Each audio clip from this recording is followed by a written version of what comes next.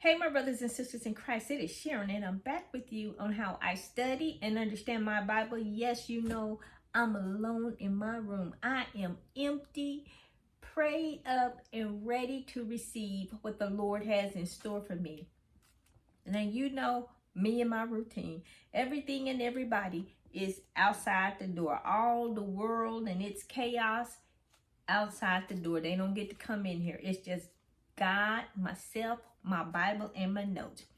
Let's go ahead and get started here to be about God's business. And I'm coming to you out of Genesis chapter 4, verses 1 through 26. And as always, I start with my observations. And here I see the first family. I see you got Cain and Abel, first fruit. You have the first murder. You have the first fruit offering. You have, God accepting Cain's sacrifice and rejecting he accepted Abel's sacrifice and rejected Cain's sacrifice. I see blood crying out, premeditated murder. It just kind of sounds like what we got going on today in our lifetime. Well, getting started here, verses 1 through 5, the birth of Cain and Abel. And, it's saying Cain's name basically means, that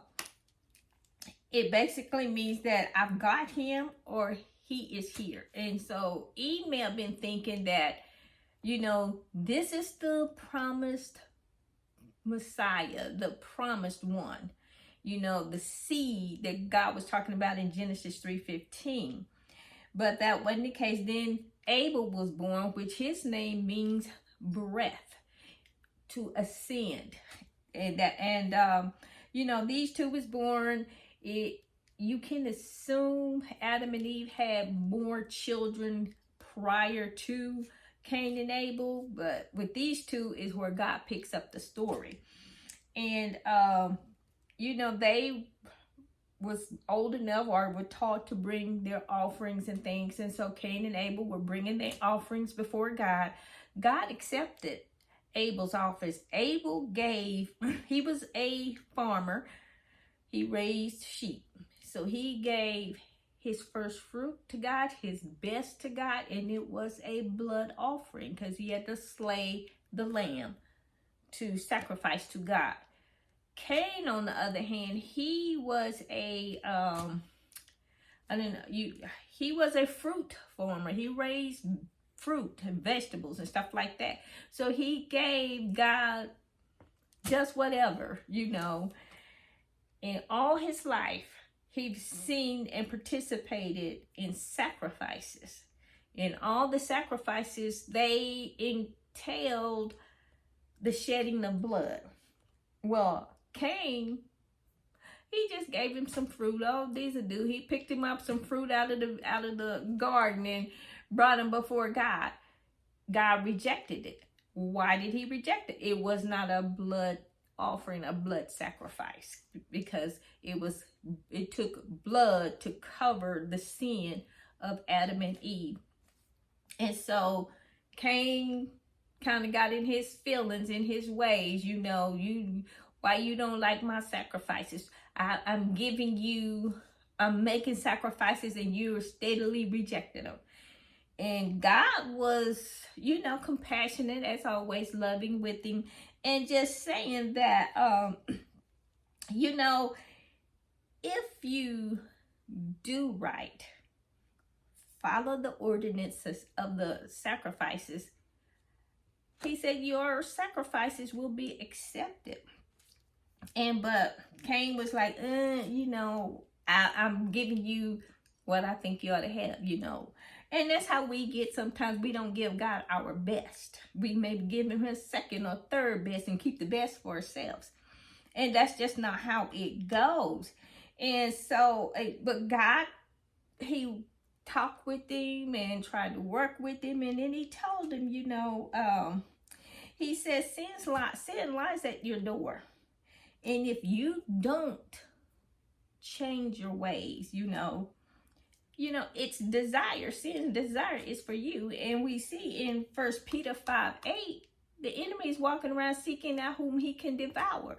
He already devoured Cain's parents. Now he's coming after Cain, but Cain gonna be Cain. He gonna do his thing. And then moving on to verses 8 through 16 here, the first murder. Well, Cain, again, in his feelings, and just upset with God, with Abel, and seeing that, okay, the sacrifice requires killing of the animal. And what Cain was seeing was, okay, this animal is dead and gone, out of the way. His wheels got to turn and get rid of Abel. He dead and gone, out of the way. Then God will accept his sacrifices. Well, that's what he did in verse 8. It says, now Cain talked with Abel, his brother, and it came to pass when they were in the field that Cain rose up against Abel, his brother, and killed him. Then the Lord said to Cain, where is Abel, your brother? And he said, I don't know. Am I my brother's keeper? And God said, and then he said, God said, what have you done? The voice of your brother's blood cries out to me from the ground. So now you are cursed from the earth. So God is the judge, jury, and the prosecutor. He was tried, convicted, and sentenced all in one sentence. But this was an act of premeditated murder on Cain's part. And we have to keep in mind, God is not deaf, dumb, blind, or stupid. He knows our thoughts. He knows our thoughts. He knows what you're planning to do. He knows your motive behind whatever it is you're doing. So just come clean and just say, oh, I did it, Lord. Yes, I was mad and upset. But before you get to that part, just take a minute, step back, and leave it at his altar. That's what we're supposed to do. Just leave it at his altar. I believe that's 1 Peter 5:7. Cast your cares on the Lord at his altar and just leave them right there. And so, dealing with Cain's punishment here, now he was banished from God's presence and his family because God kicked him out from their little community thing that they had going on. And he was driven out. Cain was. He was driven out of this. All relationships that he had with other brothers and sisters and parents, that was severed. All of that was gone. He was alienated from God. And God's grace allowed Cain and his family to be protected. Because, when God banished him, kicked him out of the little commune there, Cain's response was, they will kill me. He said, your punishment is too great. And that's verse 14 here. I'm reading out of it. I shall be a fugitive and a vagabond on the earth. And it will happen that anyone who finds me will kill me. And the Lord said, therefore, whoever kills Cain, vengeance shall be taken on him sevenfold. And the Lord set a mark upon Cain's on Cain, lest anyone finding him should kill him. So that mark was saying, stay away. Now my question was and always is, who is they? And so after doing a lot of study, reading and stuff, you just come to the fact that Adam and Eve had a lot of children.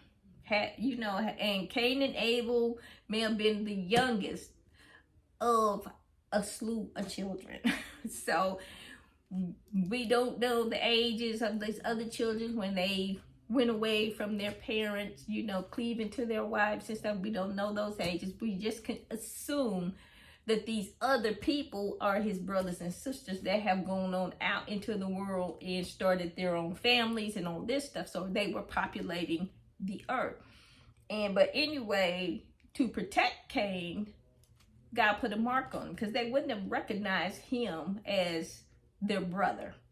There was something in Cain's continence had changed. But anyway, you know, Cain went on out away from the Lord, and he dwelt in the land of Nod, which means homeless. You know, him and his wife, he dwelt there. And Cain was a man that did not please God. And so he was blocked from God's blessing. In verses 17 through 24 here we see, and Cain knew his wife, and she conceived and bore Enoch. And that's not the Enoch from Seth line, but this is the Enoch from Cain's line. And he built a city and called the name of the city after the name of his son Enoch. And so Cain's wife, we can again assume that she was one of his sisters. And here we just go, you know, gives a little genealogy. Verses 18 here, you have Enoch, and born to Enoch was Irad, and Irad begot Mahuel, and Mahuel begot Methuselah, and Methuselah begot Lamech. So it's kind of like the same line of Seth, you know, the naming of the children, you know, with these names. So Cain named his kids these names. And then Lamech, which is Cain's son, you know, he was the first one to do bigamy. You know, he had two wives, Adai and Zillah, which means shade, probably referring to luxury. And he had Adiah, which means pleasure, which this just reflected the personality of Lamech. And so their names reflected his continence. And Cain's family is a microcosm of the technical prowess and the moral failure of humanity. You know, that's just what they was doing. And God shows the destructive consequences of sin. And Cain was like the poster boy for the sin. And Lamech grew to show himself a very vengeful, hateful person. In verses 25 through 26 here, you see, you have the line of Seth from Adam and Eve. But, you know, he was worthy of being mentioned because of some of the sins he replaced Abel. And, you know, so Eve, I think Eve, with each son that she had born, she was thinking, okay, this is the one, this is the one. Well, Seth, he was the one. And it gives a little brief, genealogy of or descendants of Seth. And, you know, his name means for God has appointed, and for another seed for me. And that's what Eve was thinking. And Seth, he was born to Seth was Enosh, the man who began to call on the name of the Lord. So from Seth's line, then you have his sons turning to God, calling on God's name. Well, this is the beginning of man really coming into submission and servitude or service of the Lord. They sought him, they were seeking him. And so, so Seth's line is the first line to start doing that. And so, well, this will end my Bible study on Genesis chapter 4. And as always, it's a pleasure to get to share God's word with you. Be blessed, be safe, and remember to hit the like and subscribe button. Have a blessed and wonderful day.